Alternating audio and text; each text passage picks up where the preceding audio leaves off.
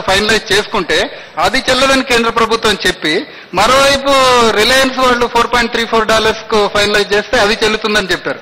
So ఒకటి pricing పాలసీలో transparency లేదు.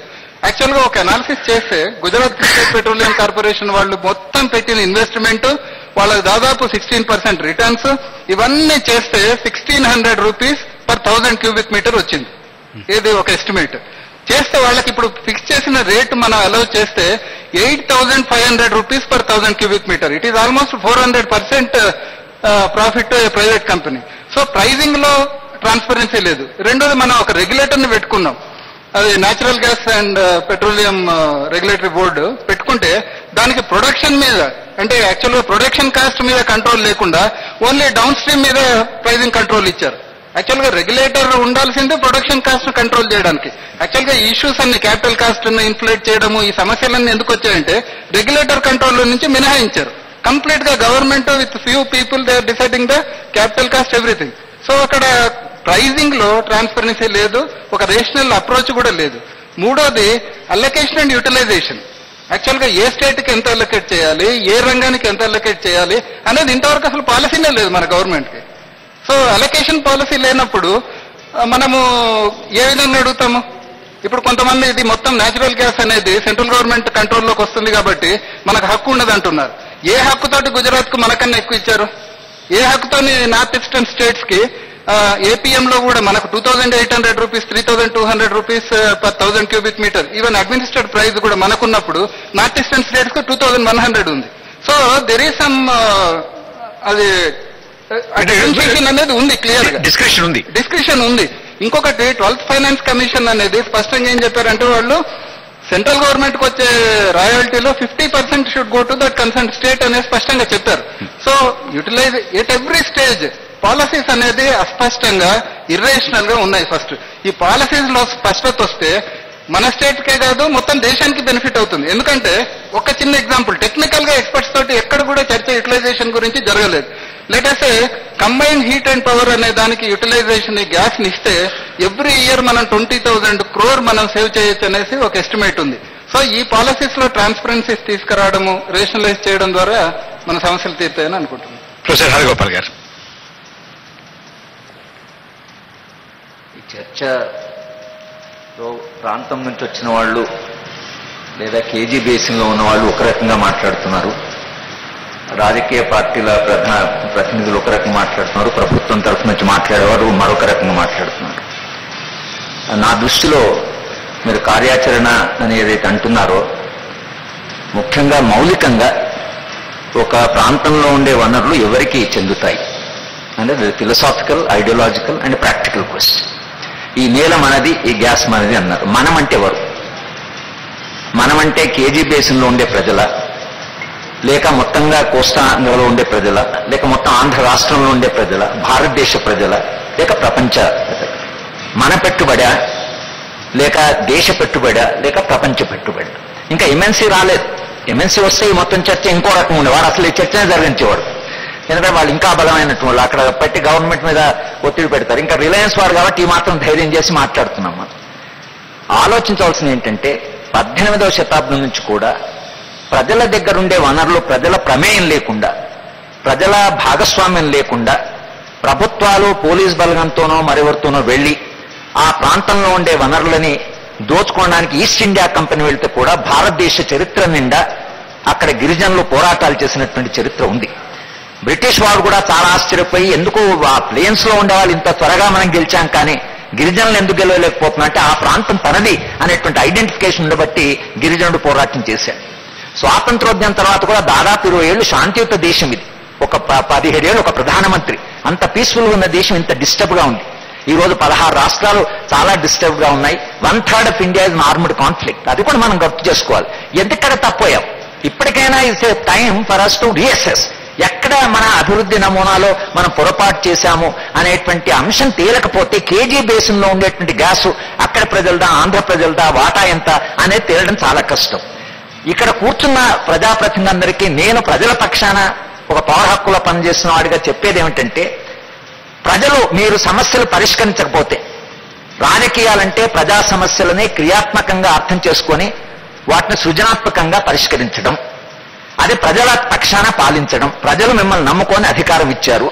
మీరు ఆ అధికారాన్ని ఎలా వినియోగిస్తారని ప్రజలు నిరంతరంగా గమనిస్తుంటారు.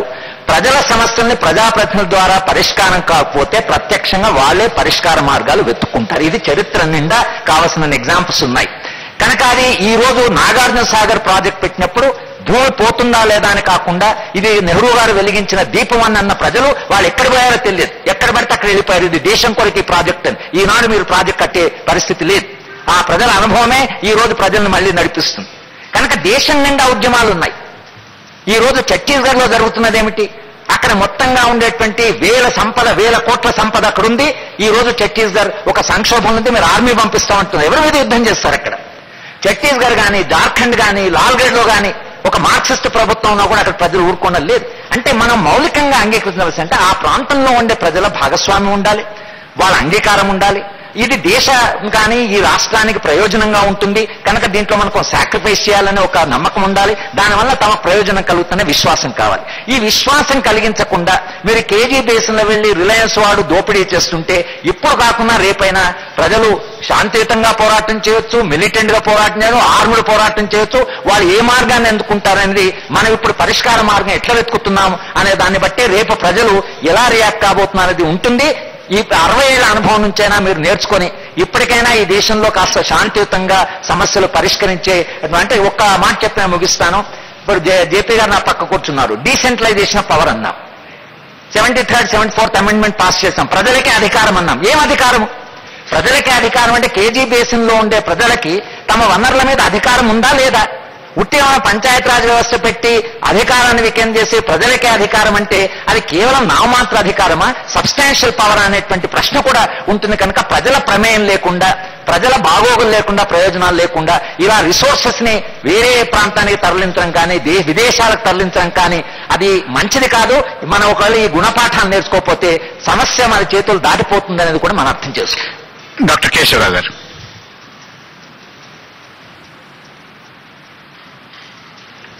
First of all thank you for inviting me. కానీ ఇప్పుడు ఇష్యూ రెండు ఉన్నాయి. మన గోపాల్ గారు చెప్పినట్టు I'm not getting in to bigger frame నా. ఎందుకంటే unfortunately I would neither romanticise poverty not the struggle. ఎందుకంటే అక్కడ నుంచి వచ్చి జార్ఖండ్ నుంచి ఉంటాను, నేను ఎప్పుడు జార్ఖండ్లోనే ఉంటాను. మాకు లీడర్స్ అంతా వీళ్ళు అయిపోయారు, మేమంటే సస్తానే ఉన్నాం. అది ఇవ్వండి. క్వశ్చన్ ఈస్ అది మనం బేసిక్ పడింది. ఎందుకంటే ఆయన రేజ్ చేసింది very basic issue which has be confronting. మనం ఎదురు చేస్తా ఉంది, మనం ఇంత చూడలేదు. But that requires an answer. But ఈ ఇష్యూలో మీరు చూస్తే చూడండి సార్, తీరం అన్నది క్షేత్రం అన్నది. ఇదే బాంబే హైవే వాళ్ళు 35 సంవత్సరాల కింద చెప్పి తీరం అన్నది క్షేత్రం అన్నది సహజవాయువు మనది అంటే మనకి ఎక్కడ గ్యాస్ ఉంటుందో ఒక్కడ ఆలోచించుకోండి. సహజవాయువు ఆంధ్రకు ఆయువు అది వాళ్ళంటే ఏమోటిదో ఒక్కసారి తెలుసుకోండి. ఈ నేల మనది, గ్యాస్ మనది. ఒరిస్సా వాళ్ళు కానివ్వండి, జార్ఖండ్ వాళ్ళు కానివ్వండి, కోల్ మా దగ్గర ఉందని చెప్తే మీ సింగల్ నుంచి 25% మీకు ఇక్కడ పవర్. 75% మనం వేరే దగ్గర డిపెండ్ అవుతూ ఉంటాం. కాబట్టి వారు అన్నట్టు ఎన్ని చూసినా కానీ కేసీ బేసిన్ పై హక్కు ఆంధ్రులకే దక్కు అంటే ఆంధ్ర బాంబే హైవే హక్కు మాకే దక్కు అని శివసేన అంటుంది. జార్ఖండ్ వాళ్ళు మరి ఛత్తీస్గఢ్ వాళ్ళు జార్ఖండ్ పర్టికులర్లీ వెస్ట్ బెంగాల్ అంటూ ఉంటారు. మీరు ఎక్కడ పోతాను. సో మా ప్రజలు ఉన్నప్పుడు let us think the needy. ఏ రాష్ట్రాలకు అవసరం ఉందో అది చూస్తున్నాం. అసలు సార్ క్వశ్చన్ నాకు ఏంటంటే I'm not getting in to వీరి ఇచ్చినట్టు కానివ్వండి. All of us have added to something about charter. Charter ఏం చెప్తున్నారు, దీన్ని పొలిటిసైజ్ చేయకండి. అసలు ఇష్యూ ఎక్కడ వచ్చింది? రెబల్ రోజింగ్ వద్దు ఇక్కడ, పొలిటిసైజింగ్ వద్దు ఇక్కడ. మనకు కావాల్సింది ఏంటి? Andhra is asking for it's share. Share లేకపోయినా కానీ ఇట్స్ రిక్వైర్మెంట్. నేను షేర్ చాలా పెద్ద వర్డు, దాన్ని ఎక్స్ప్లెయిన్ చేయలేను. ఎక్కడ మీకు తక్కువైంది అని అడుగుతున్నాను నేను. I had very long meeting with the Prime Minister and also the Coal Minister. Parliamentary debate 2 days నుంచి అడిగి మీరు చూస్తూ ఉన్నారు. అయితే వారిని పార్లమెంటరీ డిబేట్ పక్కన పెట్టుకొని మాట్లాడుతూ ఉంటే అబ్జార్ప్షన్ లెవెల్ అర్గోపాల్ గారి, జయప్రకాష్ గారి, all seniors leaders, absorption level of our economy as for gas is concern ఉందా మొదలు కనుక్కోండి మీరు. ఇవాళ ఆనాడు మీరు ఎప్పుడైతే ఏది 1986లో పోయినప్పుడు ఓఎన్జీసీ ఫస్ట్ పెట్టుకున్నప్పుడు, ఆన్ షోర్ పెట్టుకున్నప్పుడు మీకు పర్సీవ్డ్ అలాట్మెంట్ మీరు ఒక 28,000 మెగావాట్స్ గురించి అలాట్ చేయడం జరిగింది. మీరు ఫెర్టిలైజర్ కూడా నాగార్జున ఫెర్టిలైజర్ ఇవ్వడం జరిగింది. బట్ అప్పుడు 10 ఇస్తామని చెప్పింది MCD, had come down to 16 ఇస్తామన్నది, కమ్ డౌన్ టు 6. అంటే 10 బికేమ్ డెఫిసిట్. ఎరం గారు అప్పుడు మీరు 10 వచ్చింది. ఎట్లా చూస్తున్నామంటే again came the KG. Totally agreeing with our friends. ఏది మీరు నిజంగానే టెక్నికల్ గా చూడవలసిన సమస్య నేను ఉంటుందో ఎట్లా రాజగోపాల్ గారి బిగ్గర్ ఇష్యూ కూడా చూడాలని చెప్తా ఉన్నాను. నేను ఇవాళ ఉత్తగా కాన్సన్ట్రేటింగ్ మన దృష్టి అంతా ఒకటి ఏం అడుగుతున్నామో ఏ తెలియజేసుకుంటాం.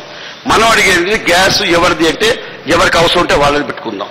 ఆ తీరుగా పెట్టుకుంటే బాంబే ఆపేస్తుంది, ఒరిస్సా ఆపుతుంది, మా జార్ఖండ్ ఆపుతుంది, మీకు ఛత్తీస్గఢ్ ఆపుతుంది. అయితే మన సంగతి ఏమవుతుందో చూసుకుందాం. So it belongs to all. ఒకే విషయం కేశవరావు గారు, ఎవరికి ఇవ్వద్దు ఇంకెవ్వరికి ఇవ్వద్దు మొత్తం అంతా మాకే ఇవ్వమని ఎవరు అడగట్లేదండి ఇక్కడ. అయితే నమ్మకం అంతేమ్మా అలా అనలేదు ఎవరు. అక్కడ అంతా అనేది ఏంటంటే అక్కడ ఇబ్బంది పడే అయితే మా గుమ్మల్లో చేరుకుంటుంది గ్యాస్. ఎప్పుడు యూజువల్ ఏమవుతుందండి ఇటువంటి మీటింగ్ల లోపల మన ఇంటెన్షన్ ఒకటి ఉంటుంది, మనం చెప్తాం ఒకటి.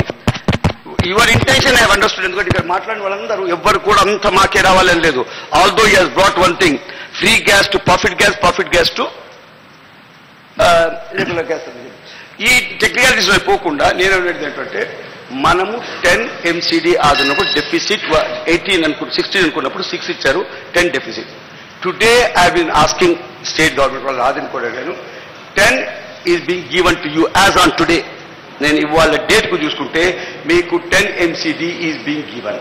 And I assure you because మీరు airport ministers group of ministers లో వాళ్ళ ట్రాన్స్పరెన్సీ లేదు, వాళ్ళు ఏ ప్రకారం చేస్తున్నారో అది పక్కన పెట్టండి. రెగ్యులేటరీ అథారిటీ ఉంటే బాగుంటుంది అనేది అది పెట్టుకున్నారు. What he said is good. Transparency always necessary. That is ప్రజలు అడగవలసింది, ప్రతినిధులు అడగవలసిన ఇష్యూ, పొలిటికల్ పార్టీస్ అడిగిన ఇష్యూ అడగాలి. మళ్ళీ ప్రైసింగ్ ఎట్లా ఫిక్స్ చేస్తున్నా అంటే కూడా. బట్ టుడే ఎంటైర్ నేషన్ ఇది పార్లమెంటరీ థింగ్, వాళ్ళు ఎప్పుడు కూడా ఈ ట్రాన్స్పరెన్సీ గురించి కానివ్వండి, ప్రైసింగ్ గురించి కానీ ఇంతవరకు ఛాలెంజ్ లేదు, including my friends party which has participated in this. తప్పు వాళ్ళకి అవసరం పెట్టారు, మీరు అన్నట్టు వాళ్ళు పెట్టారు. మనకి కావాల్సిన అవసరం ఏమిటి? దట్ 10 ఈస్ బీయింగ్ మెట్. నా మీరు సిటీ గ్యాస్కి ఇస్తే కూడా బాగుంటున్నారు. మీరు అన్నట్టు హర్గోపాల్ గారే ఆన్సర్ ఇచ్చేసారు అన్నిటికీ. లోకల్ వాళ్ళు నాకు కావాలంటే this is what exactly is going to happen. మనం ఇవాళ చూడవలసింది ఏమిటంటే ఈ గ్యాస్ తీసుకెళ్తా ఉన్నారు, ఈ ఆఫ్టర్ RILఏ వచ్చింది. ఇంకా కేశవరావు గారు అసలు మనం కేంద్ర ప్రభుత్వాన్ని అడగాల్సింది ఏమన్నా ఉందా మీ దృష్టిలో? మిమ్మల్ని అడుగుతున్న కేంద్ర ప్రభుత్వాన్ని అడగడానికి ఇక్కడ కూర్చున్న పెద్దలు నాకు ఏ పార్టీ గురించి, ఏ ప్రాజెక్ట్ గురించి, దేని గురించి ఎంత గ్యాస్ వస్తుందో చెప్పండి. Tomorrow I get it done. Where is the capacity for city gas? మీకు ఇక్కడి నుంచి గుజరాత్కి పోవాలంటే it is 1800 kilometers mister Hargopal. But city gas is 5000 kilometers. అదొకటి అర్థం చేసుకోండి. 1 MCD యూజ్ చేయాలంటే మీరు సిటీలో సిటీ గ్యాస్ గురించి 25,000 crores is the estimated capital expenditure. మీరు అర్థం చేసుకోండి. మీరు ఎవరు ఏం అడుగుతున్నారో అడిగితే మీరు ఇంత పెద్ద ఎడ్యుకేషన్ కూడా అవసరం లేదు. You just tell me for what you want, how would you utilize. I'm interviewing. Okay, Keshavarao గారు చెప్పారు, ముఖ్యమంత్రి లేఖలు రాయడమే కాకుండా దఫదఫాలు వెళ్ళి ఈరోజు నాగార్జున ఫెర్టిలైజర్స్ భారీ ఎరువుల కర్మాగారం పెడతాం, మా గ్యాస్ ఇండికేషన్ ఎలికేషన్ ఇస్తే మేము స్టార్ట్ చేస్తాం. ముందు ఎలికేషన్ ఇవ్వకుండా పెట్టుబడులు ఎవరు రారు. అదేవిధంగా కరీంనగర్ లో 2000 పైచులకు మెగావాట్ల విద్యుత్ ఉత్పత్తి చేస్తాం, మాకు ఫార్మ్ ఎలకేషన్ కావాలి అని చెప్పి ముఖ్యమంత్రి అడిగాడు. రామగుండం ఎరువుల కర్మాగారం కోల్తో ఉన్నది 5000 crores పెట్టుబడి పెట్టి గ్యాస్ తో నడపడానికి కేబినెట్ అప్రూవల్ చేసి రెడీగా ఉంది. దానికి ఈరోజు ఫార్మ్ ఎలకేషన్ ఇవ్వలేదు. ఎప్పుడు పెట్టుబడులు వస్తాయి? మీరు భవిష్యత్తులో ఉత్పత్తి అవుతున్నటువంటి గ్యాస్ లో మీరు ఫార్మ్ ఎలికేషన్ మేము వచ్చినప్పుడు మీకు ఇస్తామంటే వాళ్ళు ప్రాజెక్టు కట్టడం, 2 సంవత్సరాలకు పూర్తి చేయడం, వాళ్ళు గ్యాస్ సరఫరా చేస్తారు. ఈ రోజు మన ఆంధ్రప్రదేశ్ లో ఏమైంది? ఈ రోజు కూడా 1977లో ప్రారంభించినటువంటి ONGC నేటి వరకు 6 million cubic meters. బట్ దానివల్ల ఏమైంది? మనకి ఇండస్ట్రీ రాలేదు. గ్యాస్ ఫార్మ్ ఎలికేషన్ ఇచ్చినప్పుడే ఇండస్ట్రీ పెట్టడానికి ఎవరైనా ముందుకు వస్తారు. ఆ 3 ప్రాజెక్టులు కూడా ఈ రోజు ముఖ్యమంత్రి గారు అడిగితే ఇంతవరకు లేఖలు ఇవ్వలేదు, కమిట్మెంట్ లేదు. డాక్టర్ కేశవరావు గారు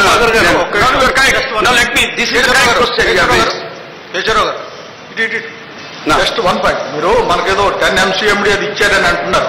యాక్చువల్ గా that allocation has been made long time back from ONGC and Ravva field. They failed to supply because of the mischievous policy of the government of India. ఇప్పుడు అలాట్ చేసిందేంటి? Same allotment. It is allotment